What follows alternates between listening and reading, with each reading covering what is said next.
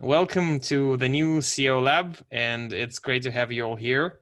My name is Artur Mushin-Makedonsky. I'm the board member to the lab, and to the SEO. And I'm proud to present our today's guest. That's actually quite an interesting story because Bill Baker, I was introduced to him by a fellow storyteller from Russia who learned from Bill when she was working in America, and then she moved back to Russia and said, well, Bill is a great guy. And that was when I connected to him, and we had a great conversation earlier this year. Bill is doing amazing work when brand storytelling and storytelling training for organizations such as GE, Coca-Cola, Dell, and many more. And today, Bill will be telling us about strategic usage of storytelling, and we will discover in a short moment what it really means and what it is and how to use it. So, Bill, it's great to have you here. Welcome to the show, and thank you for agreeing to do this. Oh, it's my pleasure. It's great to see everyone's faces, and I am patching in from Vancouver. So let me just share my screen here, and I want to talk to you a little bit about thinking strategically about storytelling. And then so I'll talk for about 20 minutes or so, and then we'll open it up for discussion. So as Artem said, my goal here is to talk to you about how to use storytelling strategically, not just any story, but this story, telling this story with this message to these people at this time to shape the way they think, the way they feel, and often motivate them towards a desired action. But just as a way of demonstrating the importance of telling the right story at the right time, let me tell you about when a wrong story was told at the wrong time. So Jules and Artie know this already, but I'm a recovering advertising executive. So I worked in the soul-sucking world of advertising for 18 years, 10 in New York City after I graduated from college, and then I moved to Vancouver in 1998. And I kept working in the business. And shortly after moving here, I became the managing director of the local office of DDB. DDB is a big multinational agency, about 200 offices around the world, and I ran the Vancouver office. So I had anywhere from 150 to 200 people that I was responsible for, in addition to the financial performance of the office. And as you probably know, in the advertising business, you have to pitch for accounts. And every once in a while, an account pitch goes really, really well. But this account pitch that I did was a complete and utter disaster. So we had to pitch for this new account that had come up called Van City. Van City is the largest credit union in Canada. So this was a big piece of business. So everyone in town was gunning for this account. So I was running the pitch on behalf of our agency. But it was so important that our national president was going to fly in from Toronto for the pitch presentation, as well he should. But he called me up about 3 or 4 days before the pitch presentation, and he said, Bill, I am swamped. I am buried in work, and unfortunately, I can't get to Vancouver until the night before the pitch presentation, so I'm just going to meet you all at the meeting, and all I want to do at the start is just thank the client for this opportunity, introduce you and the team, and then I'm going to turn it over to you to start walking them through our creative presentation. And I said, well, that's too bad, but I understand, but do you want to see our presentation? And he said, no, I don't even have time for that, but I trust you guys. I know it's going to be amazing. And something in my gut was telling me this was a mistake, but I let it go. So on the morning of the pitch presentation, we're in one of those typical boardroom settings, big wooden table down the middle of the room. They're all on one side, we're all on the other. And Rob, just like he said he was going to do, stands up, thanks the client for this opportunity, introduces me and the team, and then he says, but before I turn it over to Bill and the team to walk you through our creative presentation, I want to read you a quick story. And Rob started to read this beautiful story about a young mentally challenged kid with Down syndrome running a race in the Special Olympics. But two things went wrong. One was, in the middle of him reading this touching story, he actually started crying. And I'm not saying he got a little choked up. I'm talking tears streaming down the face, crying. And it was kind of super awkward in this room full of relative strangers. But the worst part was, his story had nothing to do with the creative presentation that we were about to present. I was trying desperately to draw a connection between this story that I'm hearing for the first time and this creative presentation we had worked so hard on, and I couldn't. I drew a blank. I froze. It was a beautiful story. It was just the wrong story with the wrong point at the wrong time, and it got us off on the wrong foot. We had something like 90 minutes to present to them. I swear to God, after about 20 minutes, I almost stopped the meeting and said, we've taken enough of your time. We're just going to grab some donuts and we're going to go, because I know there's no way we're winning this piece of business. And we didn't win this piece of business. It was a beautiful story. It was just the wrong story at the wrong time. That's why when I teach storytelling to executives, managers, lawyers, finance directors, engineers, scientists, when I do that, I say you have to think strategically about it.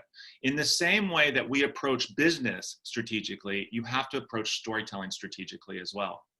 Because here's the thing, with stories, when you're using stories in workplace communications, a lot of times those stories should engage people, entertain them, captivate them. But beyond that, they need to enlighten people, change the way they think, change their perspective. And beyond that, inspire people, give them the courage and the conviction to do what you're asking them to do. More specifically, really good stories in workplace communications always make a point. And that point makes a change in the way we see a situation, the way we feel about that situation, and the way we act as a result. As you all know this already, the great thing about using storytelling in workplace communications, it's a deeply human activity. In fact, the great Danish author Isaac Dennison said to be human is to have a story. Stories have always been part of our lives, but I would add to that, to be human is to be a storyteller. Because when I teach storytelling, I always say to people, listen, you're already a storyteller because you've been telling stories and hearing stories all of your lives. I just want you to make you a better storyteller and a more purposeful storyteller. And as you all know, as storytelling animals who've grown up with storytelling, we all know how powerful stories can be, how a story can get us to see things in our minds, or remember smells we've had before, or tastes that we want to have again, or get us to recall sounds that we've heard in the past. Or when a story is told really well, it can literally physically get us to feel something. You know, it gives us goosebumps, makes the hairs on our neck stand up on end, puts a pit in our stomach. That's the power of it.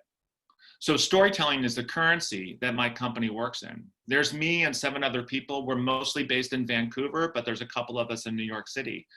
And half of our business is we do storytelling training for organizations like Coca-Cola, GE, Cisco, Dell, Prudential. But the other part of our work is we go in as consultants and we help an entire organization or a division of that organization explore and uncover their strategic vision and purpose.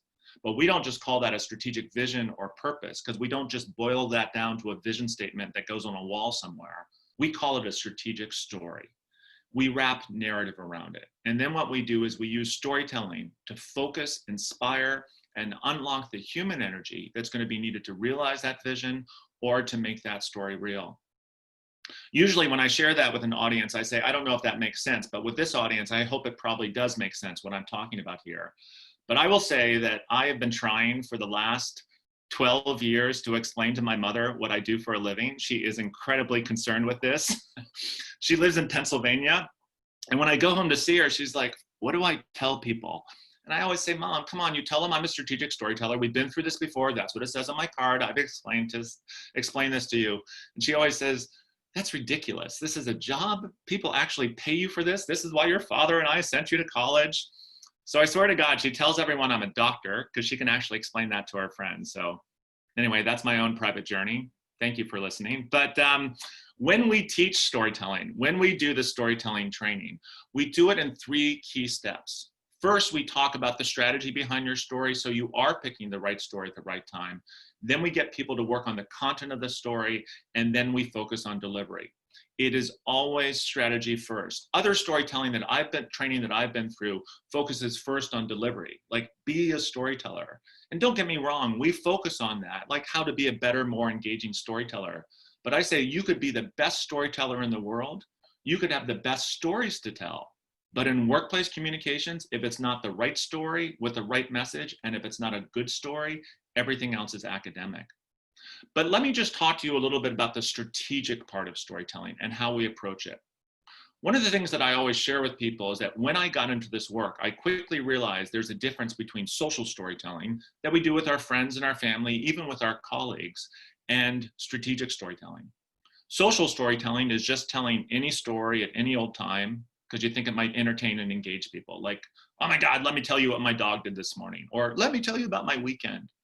But strategic storytelling, especially in workplace communications, is about telling the right story, to deliver the right message to the right people at the right time.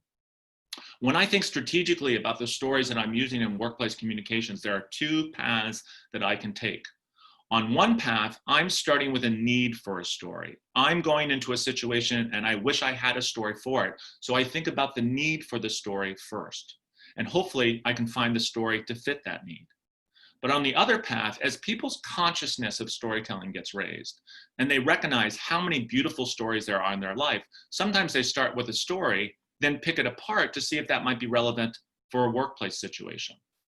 So let's take these one at a time, but both of them go to the same place, and that's about creating a desired impact in an audience. That's what makes them strategic. So looking at starting with a need, as I said, this is when I'm going to a communication situation, like a presentation, a team meeting, a one-on-one conversation with someone on my team who needs a little course correcting. And I think to myself, what do I need a story to do so I can find the best story to do it? So thinking about what I need this story to do, I think deductively. First and foremost, I always start with my audience. Who's my audience, but also what's their situation? What's their world right now? What's happening around them? What's happening to them? What's happening inside of them? How can I put myself in their shoes first? But then I start to think strategically, what do I need them to do? What action do I need them to take or stop doing, start doing, do more of, do less of? What do I think they need to think and feel in order to take those actions? And those might be new thoughts and feelings I want to introduce to them, or thoughts and feelings I need them to stop having. What's a message or idea I can convey to get them to think and feel that way, to get them to do what I want them to do? And then I think, is there a story that I could share to foster and facilitate all of the above? Is there a story that I could share to deliver that message, to shape those thoughts and feelings, to motivate that action? So in the privacy of my head or in my office, I'll sometimes just take 5 minutes and whiteboard this out. I think about it this way, but I would say 80% of the time, this is a guideline, not a rule. When I go into that situation, I deliver it in reverse. I start with a story. And by starting with a story that I've thought strategically about, that I'm going to make sure is relevant to my audience and has a meaningful point, what I'm doing is I am indirectly shaping how I want my audience to think and feel what we're here to talk about. It's like I'm setting the goalposts in a little bit more narrow before we dive into the details of whatever the meeting is about. So this is when I'm starting with a need, but sometimes I come across a great story. I read it in the paper, see it on Facebook, on the sports channel. I remember a story from my own experience. I wonder if that would be relevant for a workplace situation. Well, here with this great story in mind, I start to pick it apart. I go in the reverse order of what I just shared. So with that great story in mind, the first thing I ask myself is there a message or a lesson I could pull from that story? If not, it might just be pure entertainment and that's it. Great. So I'll save that for the dinner table. But if there is a message or a lesson I can pull from it, I ask myself is what thoughts or feelings might that message foster in others? What actions or change in behavior might those thoughts and feelings motivate? And then I've got a good story in my library. I just have to find the appropriate time, place, or audience with whom to share it. We all come across stories all the time, and a lot of them go right past us. But every once in a while, there's something that sticks with me about that story. Pick it apart and see if it might be good for the library. Beyond that, we talk often about what storytelling is not when you're using it in workplace communications. And one thing is it can't be is spin. When I'm spinning something, I'm not really trying to facilitate the way you think. I'm trying to manipulate the way you think. And we all know when that's happening, our BS meter kind of goes off. Because I do this training all over the world, a lot of times with people who have English as a second language, and because spin is an English slang term, I found a fun example of someone spinning. So watch the woman in this old Apple commercial. Hello, I'm a Mac. And he's a PC, the best-selling computer platform in the industry. What is this PC? Oh, I hired a PR person, to smooth things over after that whole Vista problem. By problem, he means a few early adopters have faced some minor challenges. Yeah, some people even started downgrading back to XP. Oh, that's too bad. And by downgrading, he means they're upgrading to an older, more familiar experience. And with your new operating system, Leopard, and its cool features, some people might even switch to you, so. No comment. So she's clearly spinning there. Oh, don't think that, think this. But storytelling has to be genuine and authentic, especially in its intent. If you're trying to manipulate me, I will have an intellectual gag reflex and I will shut everything down. This is something we talk often about. It's also not a report or a pitch proposal. Giving a report, making a pitch are two very common communication practices at work. Storytelling is connected to those, but different from them. When I think about making a report or doing a pitch proposal, I think my primary task is to inform you. I'm reporting to you about what has happened, what is happening, or what I'm proposing should happen in the future. But stories go beyond just information to actually enlighten us, to change our point of view, our perspective. And they often go beyond that to inspire us, to give us the courage and the conviction to do what I'm asking you to do. When I think about storytelling and reporting and pitching, I don't think about a story completely replacing my report or pitch presentation. I think about how can I use a story in my report or pitch presentation to position what I'm reporting on or pitching and shape the way I want my audience to think and feel about it. As I think about what stories I should use in that report or pitch presentation, one of the questions I ask myself is what mental and emotional barriers might get in the way of my audience really embracing what I'm reporting on or pitching? Before I dive into the details of that report or that pitch, what barriers might be there? And then maybe I tell a story at the start of that presentation to remove those barriers, pave the way for them to embrace what I'm about to report on or pitch, and open them up for conversation. It's also not just about repeating a message. As you all know, every organization has corporate messages, their vision statement, their mission statement, their values. But a lot of times those just like stick on a wall somewhere or go on the back page of an annual report and no one ever talks about them. Stories take a corporate message like that and shows it in action and makes it real for people. It makes it tangible. It lets people know, oh, that's what we mean by that value. And I'll show you a good example of this in a minute with an organization that we worked on. That's what it isn't, this is what it is, or what it does. You know this already. Great stories tap into emotion. Great stories just get us to think something, they get us to feel something. And when we feel something, not only is more of our being engaged, but feelings have a way of lingering with us longer. The great poet Maya Angelou said once, people may not remember what you said, they may not even remember what you did, but they will always remember how you made them feel. Some guy said this to me once in a workshop. Someone said, there are no emotions at work. And I'm like, where are you working? Of course there are emotions at work. And a lot of times there are negative emotions holding people back that they don't like to admit or talk about. They don't like to admit, I'm feeling insecure right now. I'm afraid. I'm actually quite resentful right now or frustrated. But if you as an intuitive leader know that's holding someone back, maybe you can tell a story to indirectly untether them from those emotions to do what you need them to do. Great stories are universal. Really great stories have themes that a lot of people can connect to. They transcend different demographics, different cultures, different geographies. It's amazing when I travel around the world doing storytelling training. Every country I've been to has storytelling at the heart of its culture. But the types of stories they tell might be different. But it's really interesting, like when you compare the parables in the Bible, the Torah, the Quran, the book of Hindi, the book of Buddha, there are a lot of parables in those books that are identical in terms of the plot and the point of those stories. The character names are different, the places are different, but the general themes of those stories are universal.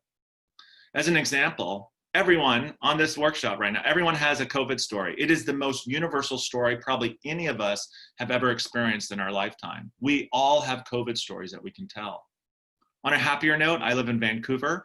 I don't know if you remember this. We hosted the 2010 Winter Olympics. I know the rest of the world has moved on. We have not. Like everyone in Vancouver still has their favorite Olympic story. It's a universal theme, everyone in Canada for that matter.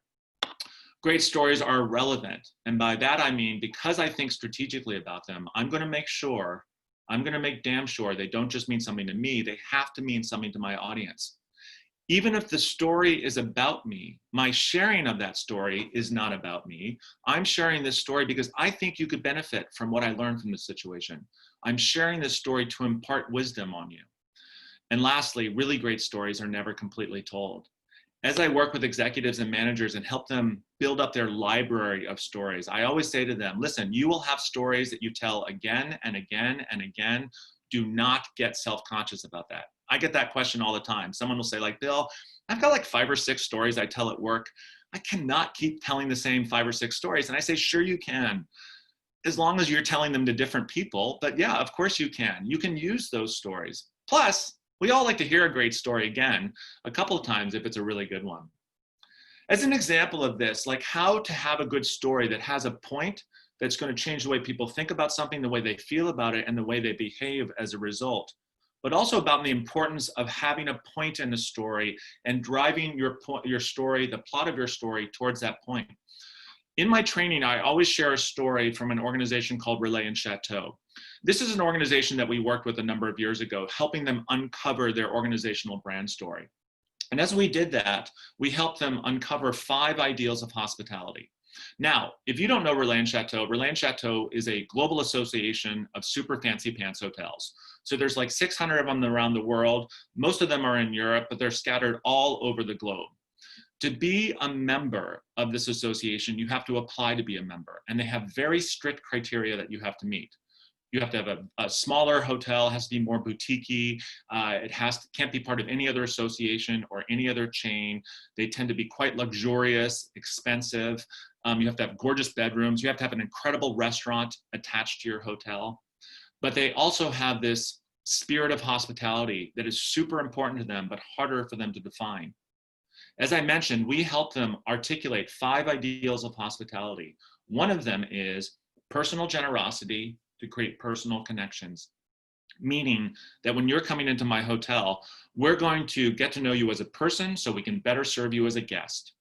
We're not going to stalk you. We don't want to bother you, but we want to have a genuine human interaction with you so we can enhance your hospitality experience. This is the story of that message as told by this gentleman. His name is Patrick O'Connell. Patrick owns a Relay and Chateau property about an hour and a half west of Washington, D.C. called the Inn at Little Washington. It is exquisite. It's got like 25 guest rooms. It's got a 3 Michelin star restaurant attached to it. Patrick is the owner. He's also the chef there. It costs like $700 to $2,000 a night to stay at this place. So you do get breakfast for that, by the way, though. You damn well better get breakfast for that price. This is not your everyday hotel.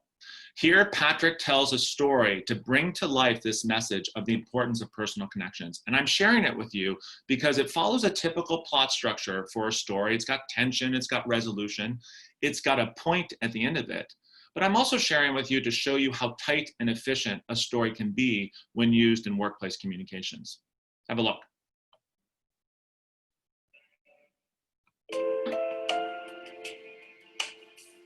One evening, the manager said, we have a single lady on table 17. She's actually staying in room 4, and she's reading a book, and it's very difficult to kind of figure out where she's coming from. And so I said, bring her in, and I'll say hello. So he brought her into the kitchen. And it just so happened that I had read the book she was reading and made a comment about it. And we began a little exchange. And then she said, tonight is my husband's birthday. And he died about 6 months ago, very young, suddenly. And we had always dreamed of coming here.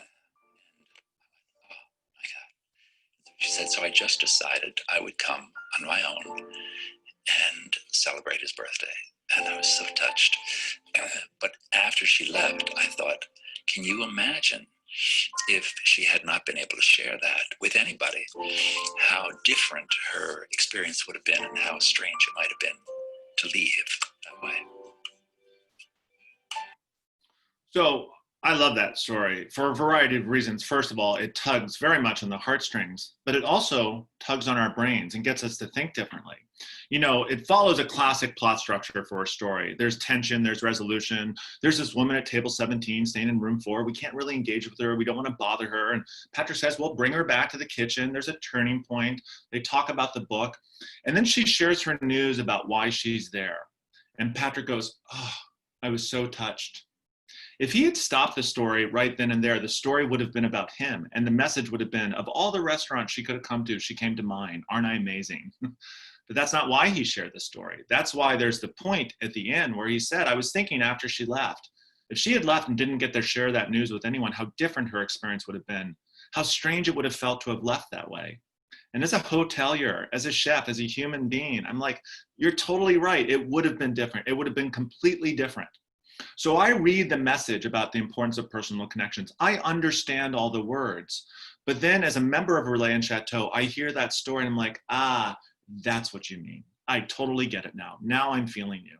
It takes that message and it brings it to life. And he does it in 72 seconds. I've heard him tell that story in 4 minutes, but you don't know what you're missing from the 4-minute version. So he's got a longer version and a shorter version of it. Anyway, I'm going to wrap up. I just wanted to talk to you primarily about thinking strategically about storytelling. I do want to do a little bit of selfless self-promotion. I blog on a regular basis. Artem will give you all this information. But if you want more insight into storytelling, you can sign up for my blog and you will get that automatically emailed to you. But also, as Artie knows, we have started doing open enrollment workshops virtually. We've done them here in Vancouver in person, but we've started doing them virtually. And our next one is on November 18th and 19th. We do it for 3 hours each of those days. So if you're interested in that, there's we cap it at 30 people, and I think we're at about 23 right now.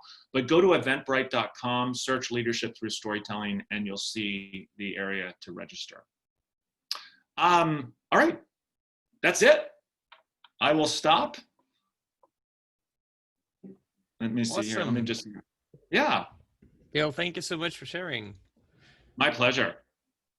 So now, guys, we're all open for the questions, and Bill, if you might, yeah, awesome. Thank you so much. And actually, Bill, we already have one question, which is kind of like an assumption in the chat. Let me read it out loud for everyone. So Ken wrote, your problem was not so much that you had the wrong story at the wrong time. And I mean, he meant the story you told. It was that you did not take time to listen to each other as a team about the how to present the pitch. You must listen to each other just as you listen to the customer. Isn't that so? So kind of comment. So Bill, if you want to, comment on that one, that would be great. Yeah, no, I mean, that you're absolutely right. And sometimes when I tell that story to drive towards that point, because that's another thing that I learned from that situation, you can trust that I never made that mistake again. So, so here's a good example though, Ken, and this is something I often teach in storytelling training, is sometimes in one experience, we actually learn a couple of different things from it. But if I'm driving towards a different learning from that experience, I'm going to tell the story this way if I'm driving towards that learning versus this way if I'm driving towards that learning. So you're absolutely right that I learned that the importance of making sure that everyone is on the same page, that we are well choreographed, that everyone knows the entire presentation and what's going to happen. And I will tell the story about that, but the plot of that story, the tension in that story will be a little bit different if I'm driving towards that point versus the point I wanted to share with you. Make sense, Ken? Yes. I think your strongest point with that story is that had the story been appropriate, had it set you up for your pitch properly, it would have been a tremendous success.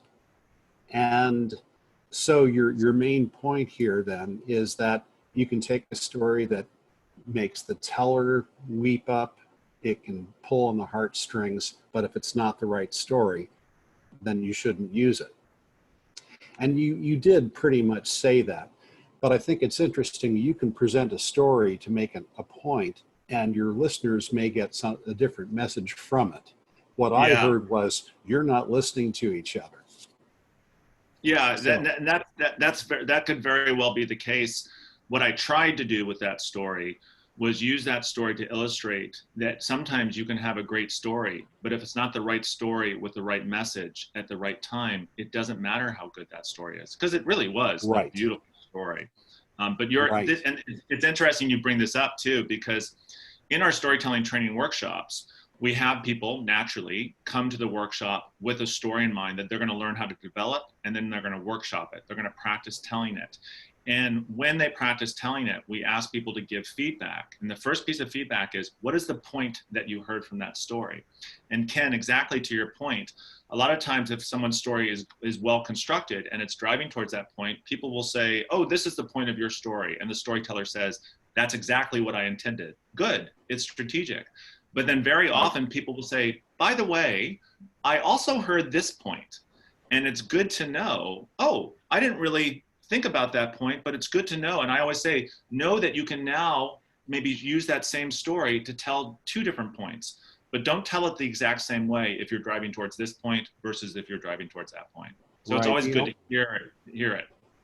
The only way I would revise your use of that story is to make a point to say, we learned from that experience and we learned several things. And being able to make time to listen to each other prior to the presentation, that's one of the things that you learned. Yeah, an equally valuable thing. I'm going to respectfully disagree with you there. Okay. And this is only because, like, when I teach storytelling for leadership communications, for instance, using it in presentations or important team meetings, one of the things I always say is tell one story with one plot driving towards one point.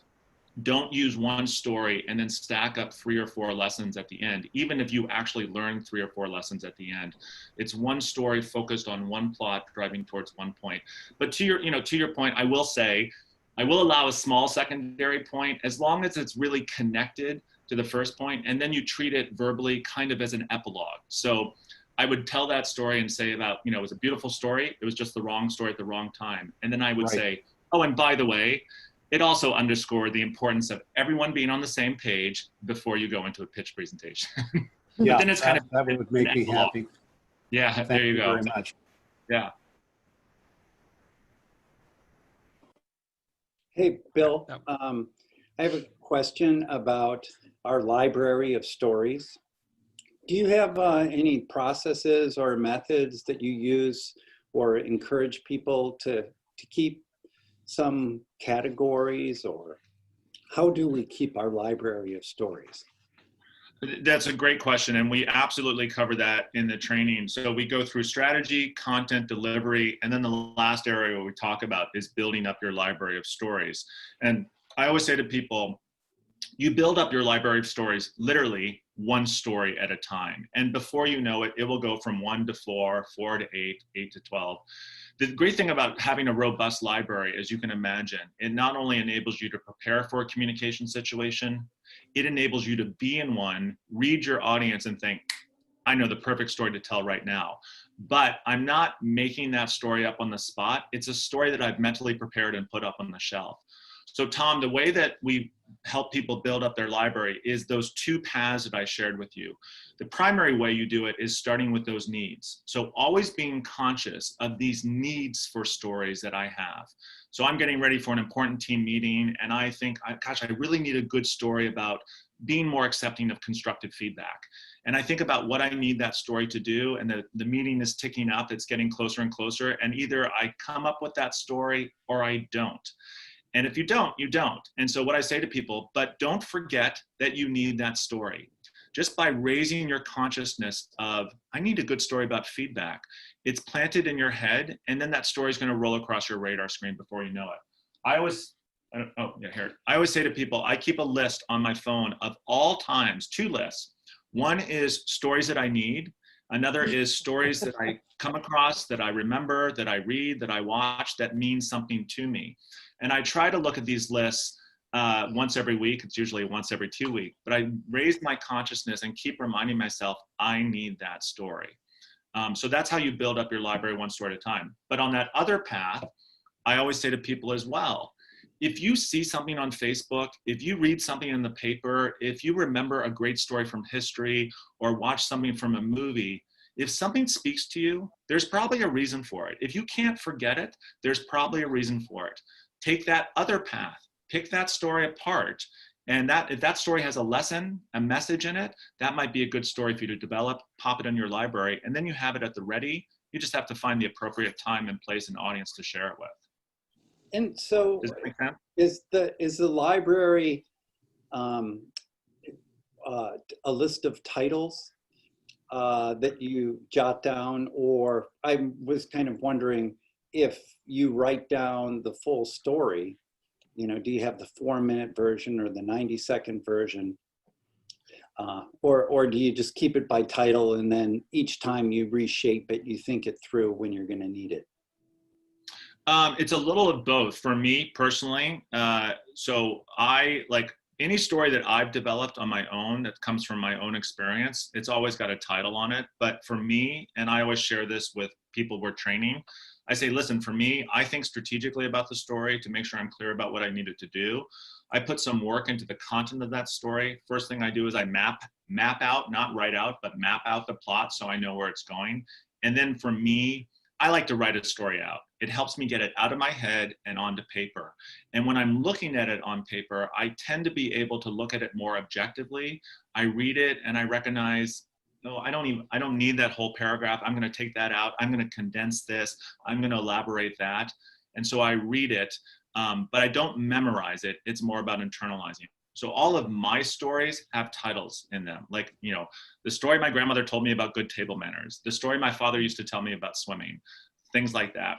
But we define storytelling as an exchange of meaning between people. That's how we define it, an exchange of meaning between people. And to that definition, a great video from YouTube can be a story. An image, there's historical images like the guy standing in front of the tanks in Tiananmen Square. There's a story wrapped up in that, or the Berlin Wall coming down. Sometimes a quote can be an exchange of meaning. They're not traditional narratives, but there's still ways for you to toss an idea out into a room, get people thinking in a certain way if you don't have a traditional narrative story. So I keep lists of those all the time. I have folders full of images, folders full of videos, a whole Word document of like 20 pages full of quotes that I use all the time. Thank you. Awesome. Great question there. There's a short clarification in the chat, and Carol, I see a question. So what mapping tools do you use, Bill? Just to, you know, for a short one, crayons, paper, new tech? So if you'll see this on my blog, there's a blog post that I did maybe about 1.5 years ago about how to build stronger plots. But I use a traditional plot structure, and it's kind of an arc. You know, you hear about stories having an arc that start with a starting, you know, a platform, a starting position for people in that story. Usually there's a trigger or a catalyst that sends people off on a different path. It could be a desire for something new, like I decided I was going to run a marathon for the first time in my life when I turned 40, or a change in circumstances. All of a sudden we were all working from home. But then, as often happens on that journey, people experience problems and challenges. And then usually there's a turning point. So there's a turning point, and then there's life continuing on after that turning point, a little bit better than it was before, but there's a learning that you pull from that experience, and that's what you're using this story to deliver. So I use this map, this arc structure, and that's what we use in the workshops. And literally what I have them do in the workshop with their practice story is, I want you to map this out now. So you know where your story is going, you know how it's starting, you know what happens in the middle, and very importantly, you know how it's ending, so it doesn't go on and on and on. So that's the map that we use. If I may, thank you for letting me interrupt. Bill, I am the person who asked that question, and I understand what you've answered structurally. And that's the first half of the piece that I'm looking for. If you have it available to offer to us, the second piece that I'm looking for is literally what tool, literally using a crayon on paper to make this arc and or apps or something of that nature. Thank you. It's literally, it's pen to paper. It's a worksheet that we hand out. Cool. Yeah, so it's a worksheet that we hand out, or now virtually, we send it in advance, and we ask people to print up the worksheets before the workshop. I always say too, though, when I'm developing a story, I often don't do it on the worksheet. I do it on my whiteboard because I can erase and draw and all that sort of stuff. But it's pen to paper. Perfect. Carol, you had a question there, and might be a good time to go for it if you still have it. Carol, just unmute yourself, please. Sorry, Oh, I was there you eating are. lunch, so I had muted myself. I was really taken, Bill, with what you said about manipulation versus inspiration. And it's my experience that with the COVID-19 that anxiety and stress is at an all-time high. At the same time, there's a paradox because people are going more internal and they don't have the commute and the stress of that. And I think that people can hear a story if you go from your heart and slow down a little bit. Mm-hmm. When I'm doing a business presentation, I may have factual data and stuff, but when I start telling a story, I deliberately have a pause and I really have it be discovery learning. Yeah, so that's that I'm not hammering it home. Yeah. Yeah. It's you can't be too heavy-handed with a story. One of the things we do often in the storytelling workshop is we look at lots of different storytelling examples. I share stories, but also we look at CEOs like Steve Jobs, Indra Nooyi, Tony Hsieh from Zappos, and we study them, and almost in a masterclass sort of way we critique them. But to kick things off, one of the things we do is we look at the last 4 minutes of Martin Luther King's "I Have a Dream" speech. Now he shared a dream or a story of the way he saw the world and the way it should be. And we use it to just identify a lot of storytelling techniques that he does, both in terms of content, but also in terms of his delivery. But Carol, to your point, one thing that everyone, participants always acknowledge is the musicality of his delivery. Now, he was a preacher. He was a Baptist preacher, no less. So the man knew how to preach. And in that speech, he was really preaching. But as a preacher, not only does he have great inflection and rise and fall and energy in his voice, but he takes his time, like you just said. Everyone always comments on the cadence of his delivery, putting a thought out there and just letting it sit for a half a second before you move on is a wonderful way for Dr. King to say, hey, what I just said is really important, so I'm just going to let that marinate for a second before I move on. Psychologically, what they call that, Bill, is transderivational searches, that people need time to let it resonate with their own experience and values. Tell me that term again. Transderivational searches that people do psychologically, so that pauses are one of the most important things in storytelling, I have found, because then they carry it with them and they'll retell the story.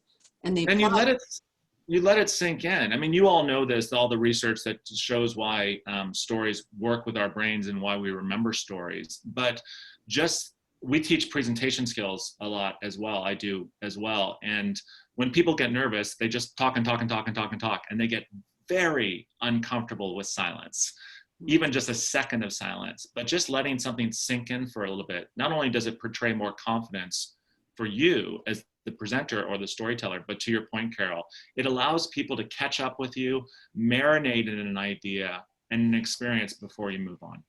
And it honors their empowerment and their own choice. You know, it's the discovery learning, so that you let them, you know, tie it in with their own values and their own life. Well, to that point, one of the things I always stress with storytelling, when it's done well, is I say, I want you to think about storytelling as a pull strategy, not a push strategy.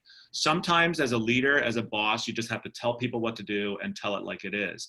But with a story, you pull people along with the plot of your story. And even though you may verbally emphasize the point at the very end, if the plot of that story is well constructed, when you verbally emphasize that point at the end, your audience is already there with you. And they're like, that's a really good point. That's what I thought he was going to say. And again, looking at Martin Luther King's speech, one of the things that he does brilliantly is the things that he wants people to take away from that speech. He's quite clear. For instance, he keeps saying, I have a dream. But what he indirectly says is, by the way, this is also the American dream, and we're not living up to that. He doesn't tell people that. He puts this out there, and he trusts these smart people are going to put 2 and 2 together and come to that conclusion on their own. And exactly to your point, Carol, as thinking adults, we tend to value our own conclusions more than we value the conclusions of other people. That may hurt to hear that, but we know it's the truth. And a good storyteller pulls people along and guides and directs them to draw the conclusion that you want them to draw, but ultimately they're crossing that finish line on their own. Awesome. Carol, if I may, can you put the words that, you know, the term that you used to the chat, because I didn't quite catch it. It's evening here and I'm not fluent in this kind of terms. I Okay, wouldn't so even begin to guess to spell that correctly. So that would be great. yeah, Bill. It's as always we're shortly running out of time, but I think we still have the time for one more question. And I can see two of Ken's. I will read out one, and I guess we'll call it a day. I will do some editing. And it looks like Allison has a question as well. Oh. It looks like, yeah. Oh, well, since Ken, we'll let the lady go in because you had your chance with the first question, and we will give you Bill's email just to continue the research. So, Allison.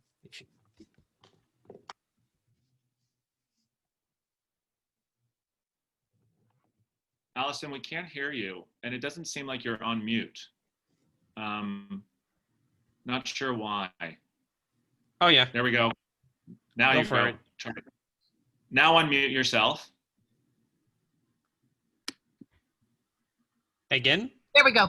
Got it. There we go. Thank you. I think I just got kicked out of the Gifted and Talented program.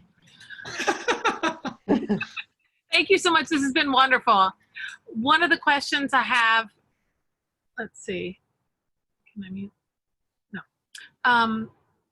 What have been the results of the work that you've done with storytelling? Like in terms of your audience, the clients that you're working with, what sort of outcomes have you had that you might be aware of? Unfortunately, it's purely anecdotal. I mean, so when the storytelling training that we do has become part of the leadership development program and efforts for companies like Coca-Cola and GE and Dell and Cisco. So it's usually what happens is these mid to upper level managers get tapped on the shoulder and they're asked to go somewhere for a week and go through this intensive program. And our training is one day of that. But we also do it for a lot of other organizations for people of all shapes and sizes. All those organizations, they always do evaluations after any learning module. And so we always get those evaluations and they tend to come through very good. We've fine-tuned and perfected this training over the years. We also tailor it to the organization, the participants, and the unique opportunities and challenges they face. But Allison, I don't know if you've experienced this, I certainly have. Like with any sort of professional development and learning, you can get very jazzed up about this and you're like, I am definitely using storytelling. And that window of opportunity starts to close very quickly after the training is over. And so one of the things that we've been doing over the years is really working with the upper level managers to keep that in action. And one of the most successful things that we've done with some people at Dell, for instance, right in your hometown, is we do follow-ups with them. So we give the leaders the chance to have it marinate, and then we schedule up a 1 hour follow-up session about 6 weeks after. Then we do another one about another 6 weeks, and then another one. And that has been very effective because people whose passion for storytelling, whose conviction around storytelling, maybe it's waned a bit. Those calls, those video meetings that we have gets everyone fired up on it. One of the things I also do is when we do storytelling practice, when we do storytelling workshops, we do 2 rounds of practice. So everyone gets to practice their story in a small breakout group, get peer-to-peer feedback. I give feedback to as many as I can. And then later on, we split them into different groups and give them the chance to tell the same story again to a different audience. And the reason I do that is to show people how much difference one extra round of practice can make. Like 95% of participants say, that was so much better. Every once in a while, someone says, I actually did worse on the second round. I overthought it. But most people say, that was so much better. And I say, imagine how it's going to be the 3rd time you do it or the 4th time. Because storytelling is a skill. It's like learning the piano, learning a new move in sport. You have to practice it. And so those rounds of practice make a big difference. Thank you so much. And I'm also wondering what your influences are in terms of storytelling. Mine, personally? Yeah. Well, and who you would recommend? Is there a style or approach that you pull from? Well, me personally, I grew up in a huge storytelling family. So my father was a teacher. He was also an Episcopal minister. So he used stories all the time in the classroom and in the church to bring ideas to life. Sometimes at our own expense, but that's what happens when you're the son of a teacher or a preacher man. That comes with a territory. So I learned a lot from him in terms of the power of storytelling to enlighten and inspire people. I collect stories all the time, so I'm always pulling from them. But one thing I do, I'll tell you, in terms of the influence I try to have on others, is I always run into people who at the start of a workshop will say, could I talk to you for a second? And they say, I'm an awful storyteller. I'm such a bad storyteller, because they're comparing themselves to someone who is an amazing storyteller. And I would say, listen, if you tell the right story with the right message, and if it's well constructed and not a waste of people's time, that is 80% of it. And yeah, if you're a better storyteller, that can be the icing on the cake, but tell the right story and make it a good one. That is 80% of success. And I would hate for you to psych yourself out of using this amazing tool just because you think you're not the best storyteller in the world. And so that's what I try to inspire other people on. Thank you so much. Yeah, I will say, you know, I've read a lot of books on storytelling. One of my favorites, and I'm sure a lot of you have read it, is Jonathan Goschel's The Storytelling Animal. It's a wonderful book. I just love it. It's not overly academic. Artie's reaching for it. He's going to show you the title. And then, of course, there we go. And then, of course, Annette Simmons. And it's in Russian. Oh, there you go. Annette Simmons, The Story Factor, is something I go back to again and again. So she followed me on Twitter like 2 years ago, and I literally popped open a bottle of champagne. that is something we would all do if she would have done something like this. Bill, thank you so much. That was an amazing session. Guys, let's give Bill a round of applause, because that's something we lack in the online game. So to wrap it all up, thank you all guys for being here. It's always pleasant to see real faces, real eyes, and real energy. And to wrap it all up, Bill will be conducting an open enrollment storytelling training in November, and you can all check it out and see the program. I just posted the link to the chat. So it's the workshop Bill mentioned before. It's just the thing. And if you enjoyed the show tonight, we will be conducting more SEO labs, obviously. And our next guest for October lab is Esther Choi, the founder of Leadership Story Lab. So I presume we will be talking something about leadership and storytelling, but that's just a wild guess. So we will see what date it is and what hour it is, but we will be aiming for something more or less traditional. So thank you all for being here. It's been a great time with you all guys, and have a great day or evening wherever you are. Thank you. Thanks, everyone. Stay well.